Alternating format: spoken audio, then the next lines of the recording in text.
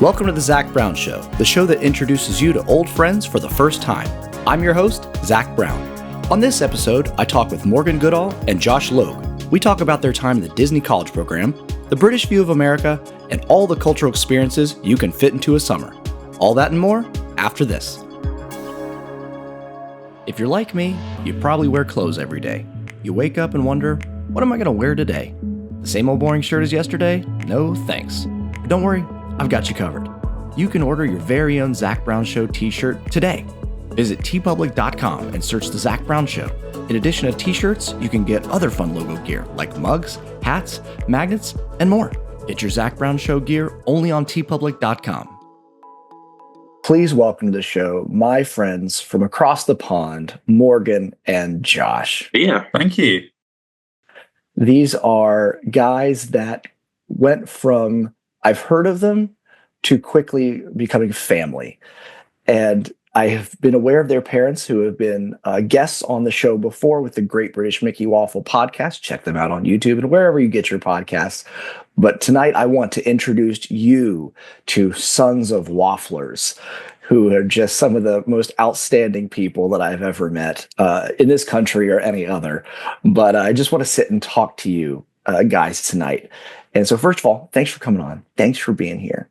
I want to talk to you guys about your time here in America. This past summer, you both did the Disney College program, the international exchange, that whole thing.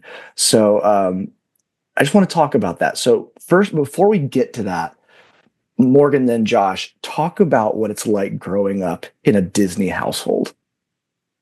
Oh, God. It's an experience. I don't think I've ever met someone, and I don't think I ever will meet someone quite as Disney obsessed as my mum. I think I appreciate it a lot more as an adult than I did as a child. Mm-hmm. So I think it's just fun. It was just a lot of fun. And I think fun is the way to describe it, honestly. I think if I was going to use one word, fun would be the one. Josh? I always feel very fortunate. A lot of memories and a lot of childhood memories that from ages that probably you shouldn't really remember things. That now I look back on and I'm like, oh, I was 4 or 5 years old and I remember doing that and I remember being in this place at this time. You know, that's quite to have. So yeah, fortunate, I'd say. I love that. Those are cool perspectives. And I, myself growing up in a Disney household, everybody watches Disney movies, but when we have the great fortune of going to Disney World or those that go to Disneyland, we have this place that cements those movies and the songs, all the sing-along videos we watched as kids and all those things. There's smells now that we attribute to them, and there's park sounds and feelings of the attractions. And so it's kind of cool that it takes those 2D experiences and brings them into the real world, seamlessly blending the lines of reality and imagination. And somehow you're like, this is the plane of existence where I dwell. I think that's exactly it. Cool. Even when you're not in the Disney bubble though, and you'll walk into a specific shop in the UK or you walk into a specific building and then you'll hit a wall of a smell or something and be like, oh, that's off Soaring, or that's from a hotel. Yeah. So even now, after we've done the program now, I'm working, and I had someone come into the shop the other day who did the college program last year, and you can sort of tell who these people are because they've got a certain sort of vibe around about them. Yeah, people who have experienced and have grown up and have had an experience with Disney. And I think that's something that is quite special. I think it's a really fortunate position to be in where you can say, I grew up watching the million episodes of Phineas and Ferb, which I know Josh did as well. Still do. Yeah, no, me too. And things like Bear in the Big Blue House, which Josh and I had an amazing moment when we were on the college program we were walking through Flamingo Crossings and singing the goodnight song, or the goodbye song even. Or was it Where is Shadow, wasn't it? It was Where is Shadow. It was Where is Shadow, yeah. And we were completely just in our own little world, and then someone from like across the, like, on the other side of the path chimes in at the end. That's fantastic. It was just like, yeah, it was good. In a place where that is so accepted, encouraged, and somebody else like, I want to be a part of this. You know, it sparks their joy, their memories. I think that's really, really cool. Now, growing up, for the longest time, I just thought I would go to do the Disney college program. You know, if anybody asked me, what are you going to do after high school? That was my answer. And life shifted and different, you know, paths went different ways. And I never did go through, but it's always neat talking with different ones who have now gone through that or made that choice, anything like that. So what was the draw for you guys to make that leap? You know, not just be like, oh, I want to, you know, work at Disney, or, you know, because you guys are, you know, only 3 hours from DLP, to be able to go work at the Parisian Park or whatever, but to say, I'm going to get on a big steel bird, fly to another country, you know, and take part and put my life on, you know, pause for a while and to jump in. What was the catalyst for you, Josh and Morgan? I think having visited Orlando more than Paris, probably a start point. A lot of the memories that I have as a child are mainly Orlando based.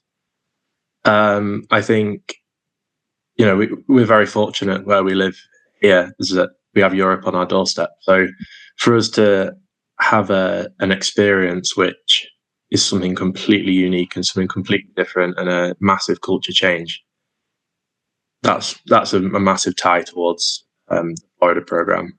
I think it just felt, probably, I don't know, Morg might be the same. It just felt like it was going to be a bit more life changing, you know, than just a summer away in Paris or you know, I don't know. I've always had that feeling about Disneyland Paris. If you have the money to go and do Orlando, then personally would always go to Orlando, and that's how this one kind of worked out as well.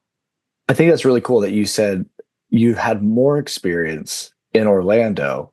However, that was going to be the thing that was the bigger cultural difference, the dichotomy of that existence. You know what I mean? Saying like, oh, I've had more experience there, yet I know that's going to be a more radical cultural difference. That's really cool. And I love that approach. Yeah, I think, you know, I've had more experience there, but never really dipped into the culture outside of Disney, and the culture, certainly like just living there, is completely different than being on holiday. You know, and if you're on holiday, you're there for a couple of weeks and you're not really seeking a way of living out there. You just lapsing everything up that you possibly can. Whereas when you're out there for an extended period of time, that's not possible to do all the time. So you then have to culturally adapt, and it's very different to what we're used to. And I definitely want to talk about your cultural experience. We'll get to that in a minute, but I want to hear from Morgan about what that was for you to make that journey over here. I think definitely part of it was a desire to experience American culture. Obviously, I've been to Florida before. I've been on holidays. I've been to other places in America. I've got a family that live in New York, so I'm not a stranger to it. But I think there's something quite unique about going out to a place and then living there for a period of time. I think it's about everywhere. Only when you've been there for an extended period of time can you truly say that you've experienced it. Because you go on a holiday for 2 weeks and you're trying to cram so much into those 2 weeks that actually you don't really get a chance to experience all of it. You're sort of just picking up flavors. Yeah.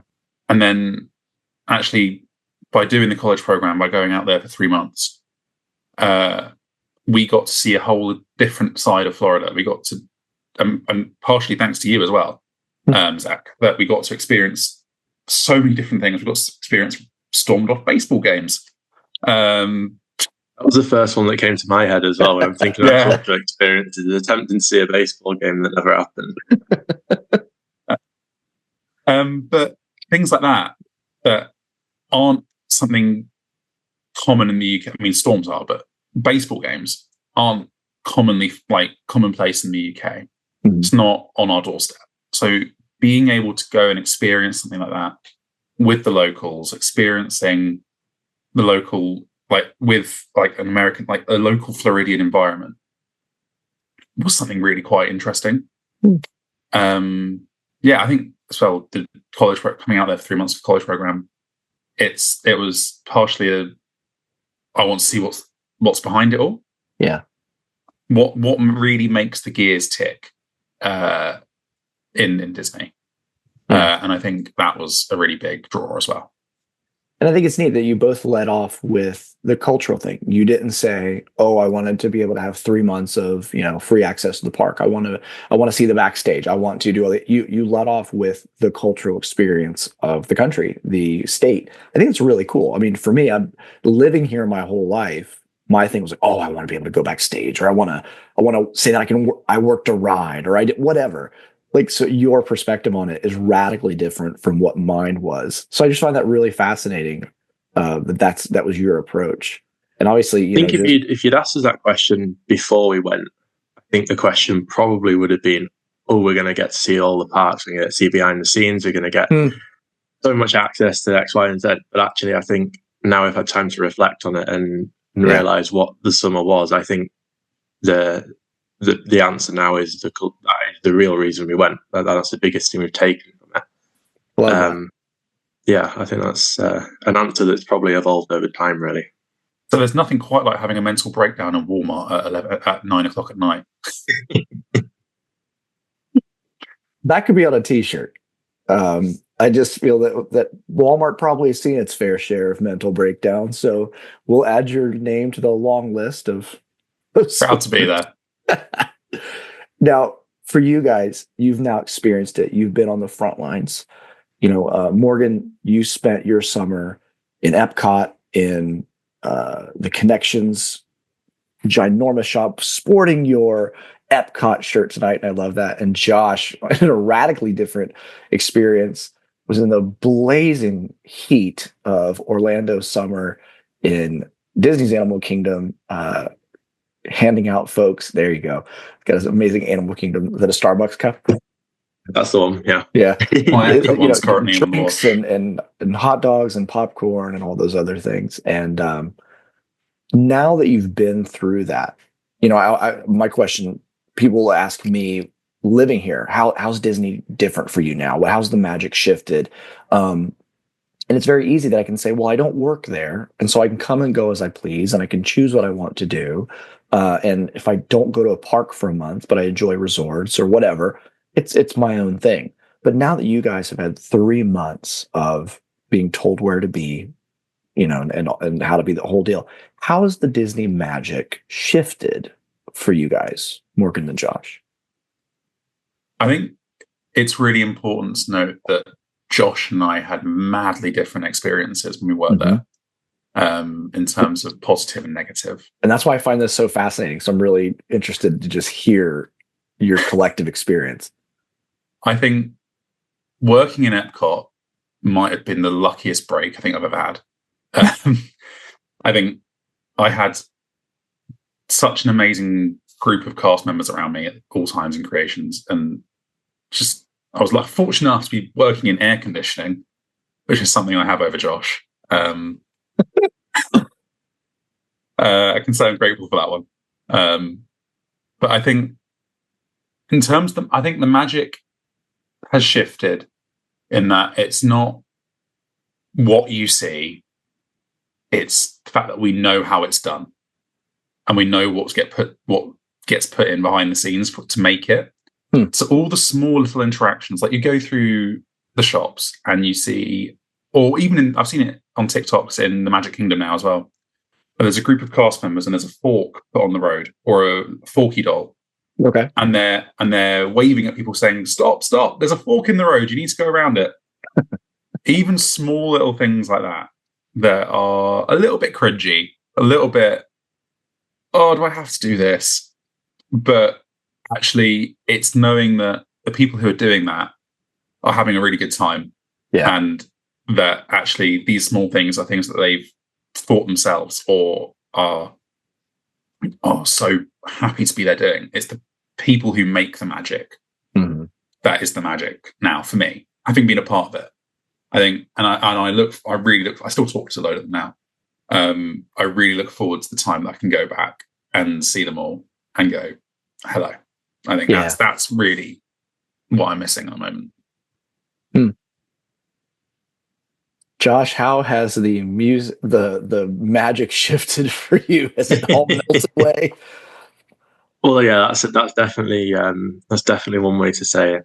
No, I think, you know what? I think the magic for me is still there, very much so. I think I now have a newly found appreciation for if a cast member gives you a moment where it's a special moment or a magical moment, that cast member could be having a really difficult day. And I don't think prior to going to Disney, I don't think I really tuned into the fact that cast members find it as difficult to work for the company as they might do. And so for them to actually provide a magical moment, that, it's a highlight of their day, but also that might just give them the boost that they needed to get through that day. I also think that certainly from the people who I worked with, I think we all had to rally round basically to work as a team to provide a service. And that's certainly in my line of work, that's how it felt. We were providing a service to make sure the theme park was operated. That's very much how it felt. Whereas I think from Morg's perspective, it was very much of, this is Disney and we're a shop and we can do these nice things for you. And, still working within the limitations of the Disney company. I think, whereas certainly in my line of work where magical moments weren't something we could offer really, I think it very much felt like you were working to try and keep a business going. And so I think that, the magic's there, but it certainly, the way I view it now has certainly changed. Let's take a break for a second. Sure, and we've all been there. You're standing 3 feet away from a lovely lass about to ask for a date, but you lose the nerve. We'll say goodbye to those weak knees and say hello to MacGuffin's Liquid Courage. Made in the bogs of Ireland, MacGuffin's Liquid Courage Irish whiskey is like having the Emerald Isle in a bottle. It's so authentic, you would swear you can smell the peat. Here's what some of our satisfied customers have to say. MacGuffin's ruined my marriage. MacGuffin's made me believe I could fly. Because of MacGuffins, I am no longer welcome at Rico's Corndog Castle. MacGuffin's Liquid Courage. Smell the peat. Smell it! And now back to our show. So you spent 3 months, and you think about you come and you guys do a holiday, 2 weeks. I mean, it's a significant amount of time for, especially an American. But you guys come 2 weeks for someplace. You get 4 theme parks, Disney Springs, the resorts, whatever. There's a lot to do. And you come home and people ask you, what was your favorite memory? What was something that stood out? But I want to ask you guys, like, what are some favorite memories of your time on stage, but also behind the scenes that you can share? That's not, speaking out of turn or anything like that. What are some favorite memories that you guys are just either make you laugh in genuine, or makes you laugh at like, gosh, that was terrible, but you're laughing now. Like, what are just some moments or something you're like, that was super special and that just like touched my, my spirit? What are some moments for you guys? It's difficult to select which ones. That's the. It is. It's really difficult. I think a lot of interactions with younger guests. So, and through our making magic, their experience being enhanced and seeing that spark for them, that was lovely. That was really nice. And seeing things like making magic with other cast members. I know for me, working creations, there was one point when there was a proposal in front of the Pandora jewellery stand that I helped facilitate. It's still boggles my mind now that happened. Of all the places in all of Walt Disney World. The Pandora Jewelry stand in Creations Shop is the perfect place to propose. Stand by it. And if I do it, I'm probably going to get said no to.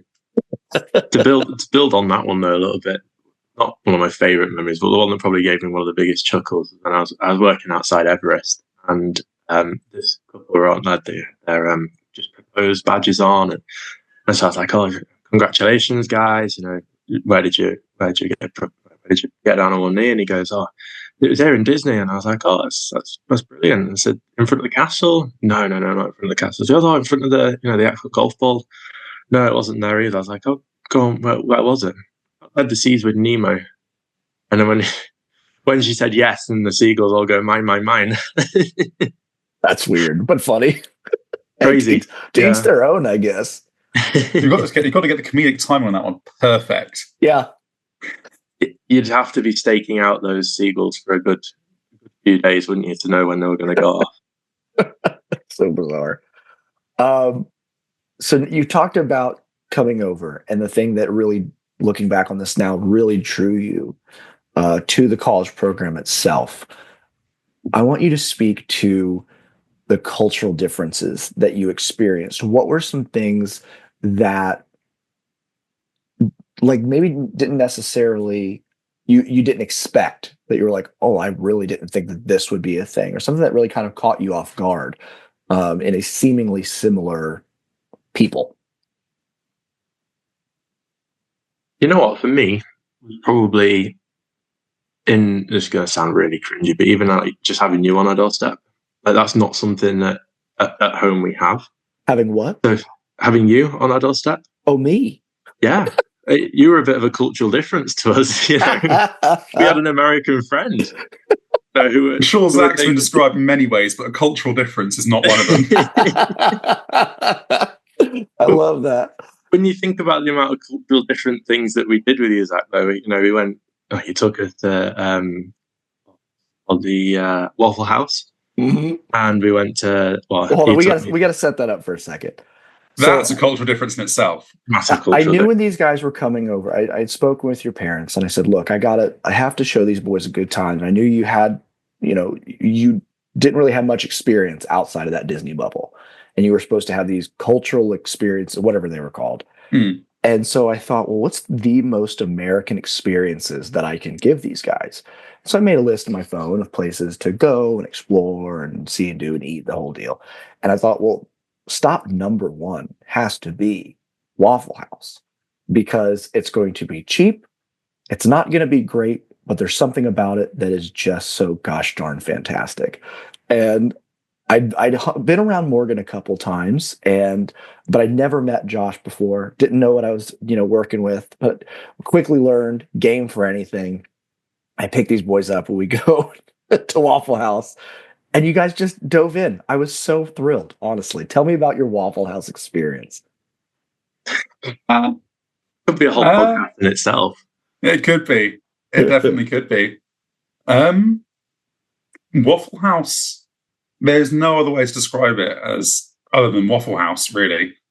There are no comparisons. Nothing quite compares. No, and I think anywhere in the UK that would try and imitate it would pale in comparison. I think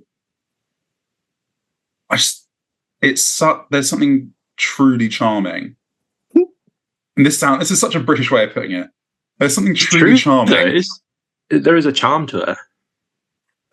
Yeah, there really is. Just the attitude and the friendly servers that come along. You can see them making your food, and you're like sat in a tiny little booth, and you've got a jukebox on one side, and you can see like a bar area. And it's you keep getting refillable sodas from, by the way, which for us is a cultural difference. That's a cultural shock. Oh, really? Oh, yeah, we don't get refillable over here, no. Okay. If you get a refill, you pay for the refill. Yeah. But no, there was something truly charming about it. And honestly, I don't know what I expected, because when I mentioned it to people at work, They were like, "Oh, you're gonna have an interesting time." It's what they were like. Oh, Waffle House. Yeah, and I was like, "Oh God, what's this going to be?"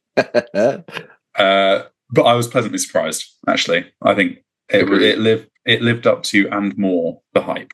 I think my favorite review of Waffle House when I've ever taken someone that had never been before. So I said, "Did you like it?" Or was it good? And they went, "No." I said, "Would you go back?" And I went, "Yeah." It's not great, but I definitely want to go back. I don't know why. You know what? The food's edible, and it's actually too much food. So what? And it was cheap prices. So what more could you ask for in a place? I think we went away from it saying we probably preferred it to Denny's. Absolutely, wow. actually. Yeah. Okay. No, I prefer to Denny's. Sound off in the comments below, Denny's or Waffle House. That's a poll for the stories. So we did Waffle House. What were some other things that, just the cultural differences, the cultural experiences that really just you want a true highlight? We go back to something you asked before, and it was a favorite memory from outside of backstage or Disney, outside the Disney bubble. Takeaway cake. Fast food. I was literally about to say that is something at Portillo's. Takeaway cake. Yeah, that is cake shakes. The cake shakes, the cakes, yeah. Mm-hmm. Now, we've been to Costco over the weekend and have bought a big, massive chocolate cake because it looked very much like the Portillo's chocolate cake. I'm thinking, it's good chocolate cake, but it doesn't compare to Portillo's. That was another experience. I was like, I really got to take these guys. And, they got Chicago dogs and, chili cheese conies. And I think was it Morgan? You hadn't had a chili cheese dog, I think. I hadn't. No, I hadn't had one before either. And I remember taking a slice. I cut a piece off. And I was like, "Here, try this." I think the comment was, "This has no business being this good." How many times did you do Portillo's while you're here? Three, I think. Yeah, and then I went a fourth time. You went home, and it was, I think it was the night before my birthday, so the second to last day, and we went. Because I told my mum and dad, I was like, you have to just come and eat at this place. It's exceptional. So we all had takeaway hot dogs and got the slice of cake.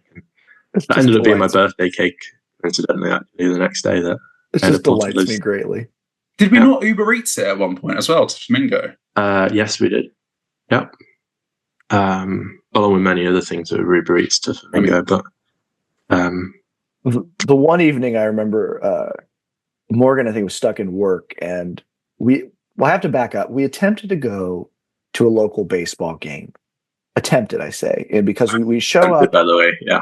The moment because it was another cultural experience. Thought, American baseball, got to show the Brits, some fun sports. Want to have a great time, hang out, and we get there, and it is crazy lightning all around us. And I'm just looking at the clouds. And, from my experience working in baseball and also just living in Florida my whole life, I thought, this game is not happening. There's no way. And they weren't calling it. We just sat in our cars. All the players were sitting in their cars around us. And finally I said, you know what, let's get out of here. And so we went and we did, Universal City Walk. And I think that was the night we did Portillo's the first time. Yeah, it was. But there was another night that there was another game, and I was like, all right, let's try this again, take two. And Morgan wasn't able to come, and Josh and I went, and that game ended up, it was rained out because the ground waterlogged. Yeah, it was waterlogged. You couldn't get in. It was garbage. So we left, and I thought, well, what's another really American experience? I said, oh, we're going to go to Bass Pro Shops. It was wild. Morgan. Oh, you've got the hat as well. I had it prepared. This is amazing. Puts on his Bass Pro hat.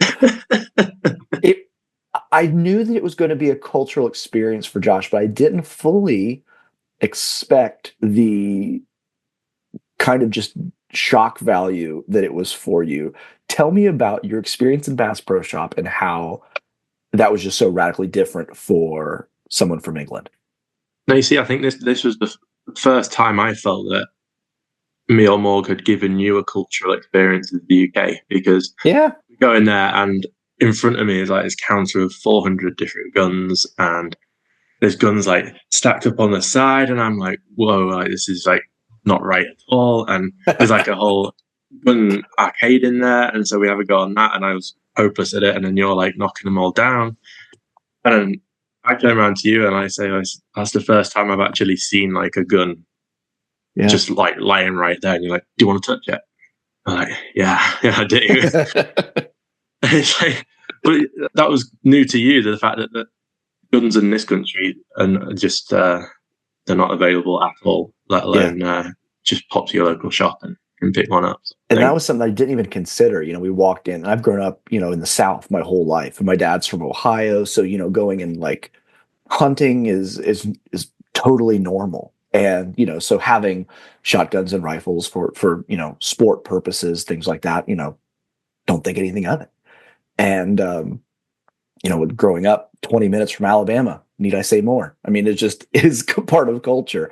So to walk in and you looking over at me as if there were like unicorns standing over in a corral, you just went, "Are those guns?" And I went, "Yeah." And it was like, I've never seen one before. And I was just like, so it was very much like, well, it's not a Minotaur, it's a Remington. And so you went over and it was just standing there before, the handguns and the rifles and the whole deal. And then they've had the counter with the trade-ins or whatever. They were just sitting there kind of leaned up. And it was so funny. It was just like, well, go ahead, like grab it. All I will say from that experience, that was my least favorite cultural experience memory came from inside a Bass Pro Shop. And the pork rinds, anybody from the UK, I can pretty much promise you probably won't like them.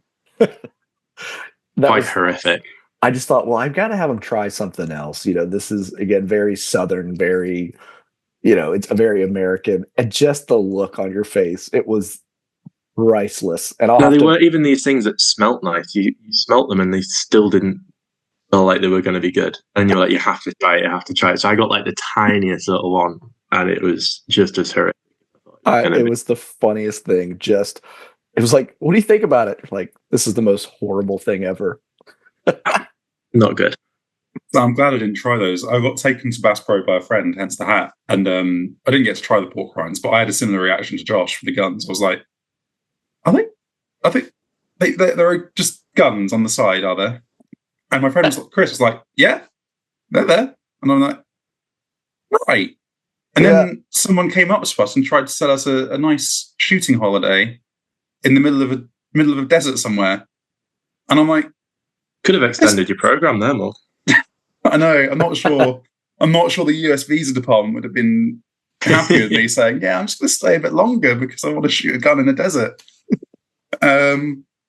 It's definitely mad for us. I think just being in a place. I mean, it's huge to begin with. Yeah. That is by far, I think, barring Costco, the biggest shop I've ever been in. Let alone for an outdoor activity store as well. The largest one in this country compared to a US sort of standard. I actually don't think you probably have a mid-sized shop like that. B&Q, maybe? It's not even outdoor like adventure, that though, is it? No, it's like just homeware. Mountain Warehouse, and that's like they're tiny. So, yeah, it's like a corner shop. Yeah, basically. You could probably fill that gun cabinet with a Mountain Warehouse. Yeah, no, that's probably a good explanation of it. Yeah. It was just so fun taking you guys around because you were up for whatever. You were happy to, because obviously our listeners don't know, but you didn't have your own vehicle, so you're very much at the mercy of the Disney transportation to and from cast housing. The Zuber, which was my Malibu, getting them to and fro. But it was so fun just getting to take you guys and show you my home and just share places that I love and even places that I don't think of that often, but I thought would be, experience. We went to downtown Winter Garden. I was just about to mention that one. That was one of my favorite, probably that we went to. And now I am 21. I cannot wait for the day that we get to go back there and have a pint in that. The little brewery at the end. Oh, Crooked Can. Yeah. Yeah. The smell in there at the time. I bought a little beer cozy. I don't know where it went. I think it's around somewhere. So just to get to show you guys, the charming little towns and little areas. And, we drove through downtown Windermere and we drove through part of Claremont, I think, and just kind of tried to take you around to show you where the real people live. When you go on vacation somewhere, like Morgan said, you get a taste of it. But you're seeing the touristy places. You're right there on the main drag where it's just all so concentrated. Restaurant, restaurant, restaurant, restaurant. It's all just boom, boom, boom. So to be able to take you out and be like, yeah, that's, I know silly as it sounds, be like, that's the post office there. That's where we get our groceries. And this is, like these are neighborhoods and the type of homes that people live in. You're getting a real look at Monday through Friday life. Yeah. That was a blast. No, I absolutely love that. And it wasn't, we got to see sides to Orlando that wasn't just the 192. That's not something within a 2-week holiday we ever really get the opportunity to go beyond. It was a real privilege getting to see different areas. And the outlook upon Orlando now for us, I think, is massively enhanced. So I think it properly adds a third dimension to it, honestly. To go back to your reference earlier about seeing the Disney movies in 2D and then being able to work, sort of adding a whole other section. I think going as a tourist is very much like watching a 2D movie because you're focusing on one thing. You're there either for attractions or you're there for shopping or you're there to see a specific thing. But actually living there for a while and seeing downtown Winter Garden and seeing cute little brewery place and seeing all the different shops and the shop that had to be renamed or whatever it was, the restaurant that had to be renamed. Oh yeah. Because it had a dodgy name with dodgy connotations. That's got its own fun to it, and I think that's really something that I think we both really enjoyed experiencing. Our conversation continues after this. Enter into a world of pure ecstasy. Is it day? Is it night? We'll never tell. Leave your cares and better judgment behind. Flamingo. The Neon Flamingo is the place to be if where you really want to be is closed. Desperation. Get swept up in the rhythmic sounds of Dion Coulter and his Rainbow Machine. At the Neon Flamingo, all your dreams can come true, but only if you dream of dancing with a woman named Tammy. Join us on Tuesday nights for the Glow Raid and all-you-can-eat croutons at the Salad Bar. Yeah. The Neon Flamingo Dance Club. Mistakes will be made. Flamingo. All right, let's get back to the show. For me, it was cool because you're talking about your cultural experiences, but something that was a shift for me and say the difference was having you guys over for dinner one night. And it was the funniest thing ever watching as God bless my mother did everything she could to put together this meal, for you guys, which I mean, I thought was a great meal, but it was brilliant meal. It was lovely. It was amazing. I loved it.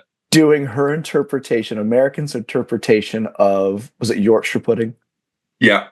And I remember picking you guys up, arriving at my parents, and walking in and looking at this thing in this tray. And God bless her again. She just wanted it to be good.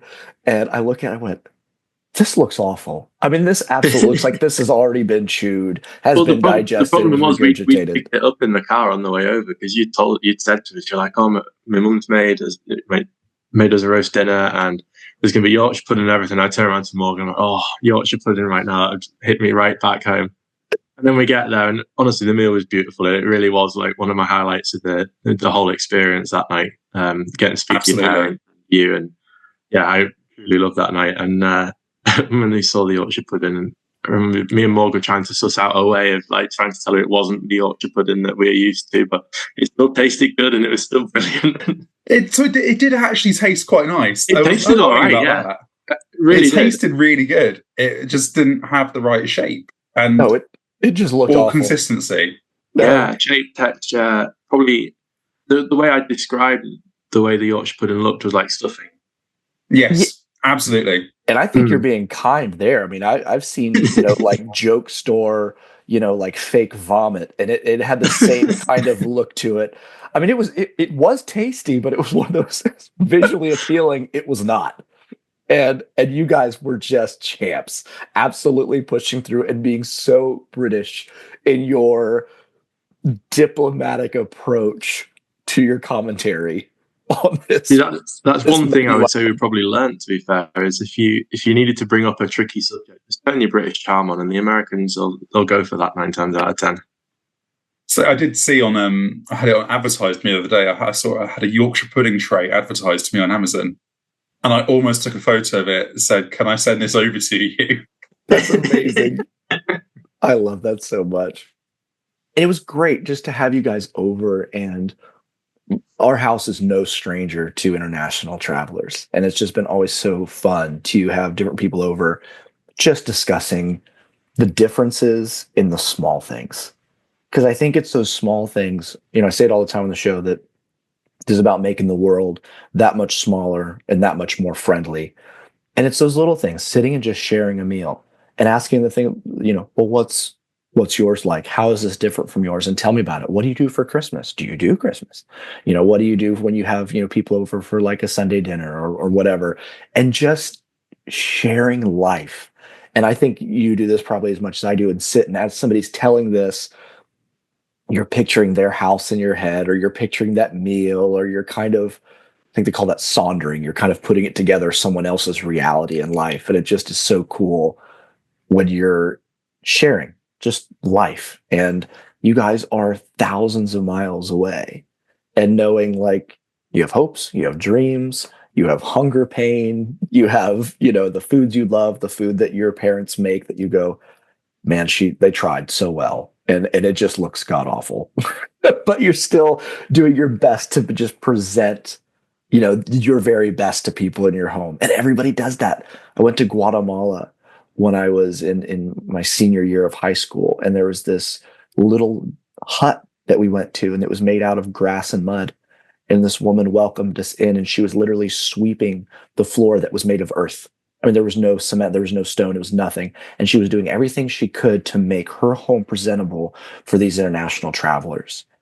And she was so proud. And we were so thankful to be there. And so it's like, that is universal. It is the come into my place. I want to make it the very best that I can for you. I want to look good, and I want you to think well of me, but it's like, I want to give you the best experience that I possibly can.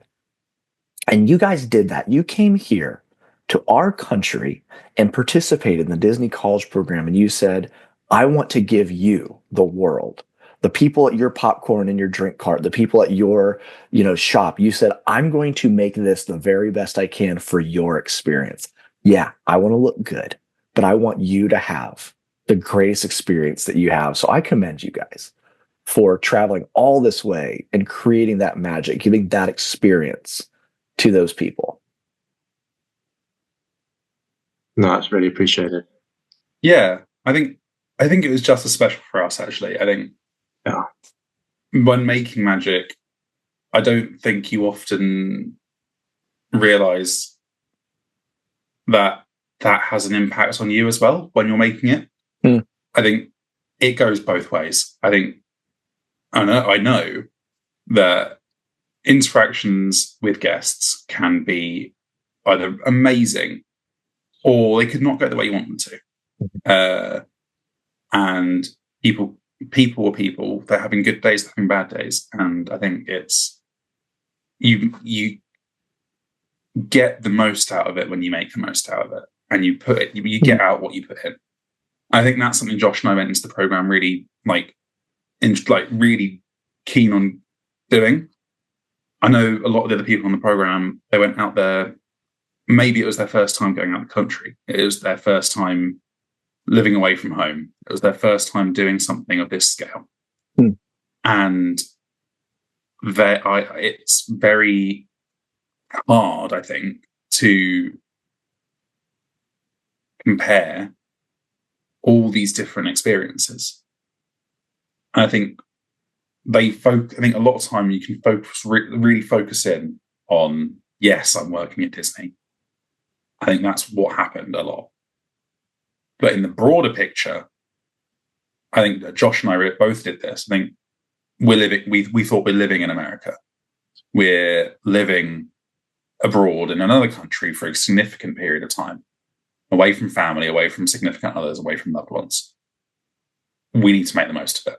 And I think we did that to a really high extent. And with the memories that we've got both at work and outside of work, I think are going to stay with us for a lifetime, honestly. And that's partially thanks to you, because you gave us, I mean, you and your family welcomed us into your home. You drove us around as our Zuba. You showed us so many different experiences that I don't think we would have ever had access to without you. And I think that is such a huge part of our experience. Yeah. So I think it's not just us. I think it's everyone. I think it's such a community aspect to it. And I think thank you to you, because you made it what it is as well. And just to top off on that one, I think, this is why I'm so glad that we get to do this podcast now and not 2 weeks after I landed back. Because I think if I did it 2 weeks after I landed back, my You'd still be hungover. I think memories of this day at work or this day at work would still have been in my mind. Whereas now I look back on the job, and the job was what it was. I still remember some of the bad days, but the pain of them bad days are completely gone now, because I remember everything I did after I clocked out of work or before I clocked in at work, or memories of you coming to visit me at work, or Mo coming to visit me at work, or people like the actual positive interaction. And I think like my days off, and I think back to my favourite day off was the one where we went to try and see a baseball match, and then went to the Bass Pro Shop, and then we were sat around in Chick-fil-A, and you'd said Magic Kingdom's still open for another hour. Should we go for like the last half an hour? Yeah, why not? all them little things that I think you probably didn't even realize that you were actually giving to us. Now these are like life-changing experiences for us, and in your life, these are things that you get to do pretty much whenever you fancy. And for us, these were like, oh my goodness, this is the first and probably the only time I could sit around at 5:30 in the afternoon and just go, let's go to Magic Kingdom, or let's go somewhere completely random just because we can. Me sitting there at 5:30 in the afternoon just to go, let's go somewhere completely random, ends up being Asda or Weatherspoons. So no, it's a massive thank you to you. Well, you're most welcome to the both of you, and it was a joy and an honor. I mean, it really was, to just get to share life with you guys and make the summer what it was. And I love what you said. When you have time to kind of process a season of life and look at it, because in the moment, you're seeing all of the things, and it's almost memories are kind of like panning for gold.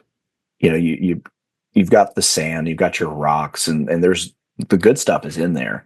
But it takes a little bit of time to kind of sift through and get through. And all of a sudden, when you let all the garbage and the non-valuables, your bad days at work, the customer or the guest, excuse me, that wasn't the most kind to you, whatever.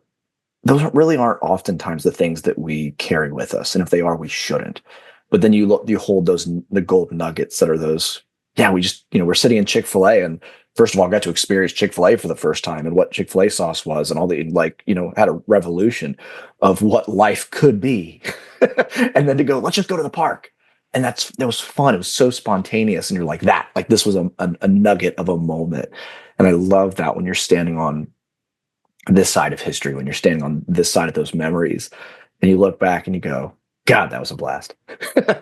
All those, heat stroke in Animal Kingdom summer, or the person that doesn't understand that you're really trying to find the t-shirt size they're looking for. And you can't change the fact that you don't have a 2X in this t-shirt that they want. Give me a break. I'm trying. Those all just kind of go down the river, and they get, carried away in the current, and you just kind of look back, and you look down in, your pan, and you see the gold and the value of that experience. So I love that you're both sitting with these nuggets. You're sitting with this gold and the value of that time there. That's so cool. I see a lot of the summer, again, a bit cheesy to link it back to Disney, but I think this is why I love the Inside Out now, 2 films that they have. And I think I look upon that, and a lot of my memories that now I remember of the summer, they're all the golden memories. They're the core memories. They're the happy memories that I have associated to the summer program. The rest of them are in some far, far deep away lost memory in my head now, because so like that period of time has passed, and now when you look back upon the summer, I can only really remember the happy times and the times that probably I now draw upon in my life. You know, if I need to get through something in my daily life now, I think back to a time where I'm like, oh, I remember when I did that, or that was really good to do. And you know, I think that's it's quite important. Yeah, no, I'd agree. And I think I know I made sure before we lost access to it, I screenshotted all my cast compliments that I got. Oh, that's cool. Just so I had a record of, yeah, I actually made a difference. Something I did that maybe wasn't significant to me, or maybe wasn't like a huge deal to me, is something that actually made a difference to someone else and made their day better, made their experience better. Yeah. And that's, I think that, as you said, is a nugget. That's a core memory. And I think it's such a good story, such a good experience. It was truly like just brilliant. Yeah. And you saying like each one of those cast compliments was a moment that you created a moment that it stood out enough to them that they took the time to go into the app and place that. And you don't know like what that did for them, whether it just carried them through the day or they went home and they were telling somebody at work about that. And that moment was the reason that they told them, you need to take your family to this place. These people will make your vacation so much more memorable than just standing in line and waiting for churros or whatever. Like that like you're saying, you made that difference for them. So it's so cool. I just love the exchange of humanity. You know, we all just have these moments where if we, like you said earlier, you know, we put in, you know, our best so that we can get the best, but also to give the best. And that's really what makes the difference. I mean, just being a little bit kinder, a little bit more understanding. You don't have to always agree, and that's okay. If we always agreed, it would be pretty boring. But to just sit there and go, all right, that's different, but I'm here and I'm putting in my best and I'm trusting that you're putting in your best. Do you want to go grab a pint at Rose and Crown? The answer is most likely going to be yes. Maybe not the prices, but yes. Yeah. So the next time you guys are in town, first round's on me. Can't wait, Zach. Hopefully not too long. Yeah. Shouldn't be too long.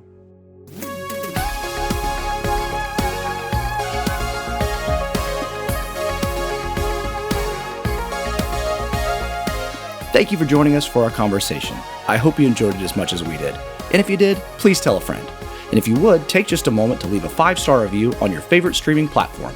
You can also share this or any of our other episodes with a friend. The Zach Brown Show is produced by me, Zach Brown, and Corey Jess, and it's a part of the Zach Brown Network. Our album art is made by Luis Lopez.